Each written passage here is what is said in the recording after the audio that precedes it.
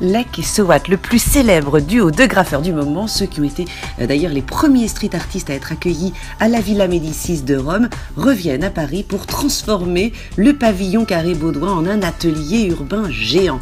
Un petit peu comme ils le font d'ailleurs en temps normal avec la rue. Des œuvres à découvrir gratuitement pendant les 4 mois de l'exposition avant qu'elle ne soit définitivement effacée des murs. Alors en principe, leur terrain de jeu, c'est la rue, les friches urbaines, les sites abandonnés. Et ici, effectivement, eh bien, on jurerait qu'on vient de rentrer dans un bâtiment désaffecté, une usine abandonnée sur les 400 mètres carrés d'espace. Alors vous serez invité à l'étage en montant l'escalier de l'enfance, comme on nous explique ici, en traversant les souvenirs des deux artistes, de leurs premiers dessins aux photos de leurs premières œuvres. Il y en a dans chaque centimètre carré des lieux, un petit peu comme une manière de nous rappeler que l'art est partout en fait, des murs aux vitraux, du plafond au sol.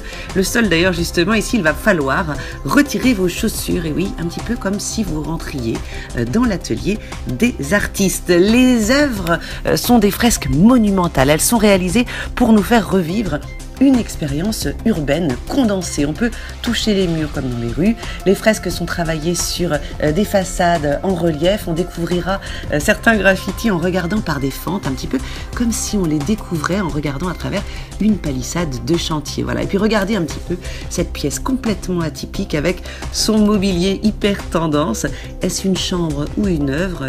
Les deux en fait. C'est une manière pour les artistes de nous rappeler la réalité de la vie des street artistes qui sont quand même contraints d'exécuter des commandes artistiques et commerciales pour vivre. Et oui, il faut reconnaître que si on aime tant ces œuvres de street art, eh bien c'est justement parce qu'elles sont invendables et éphémères à savourer donc.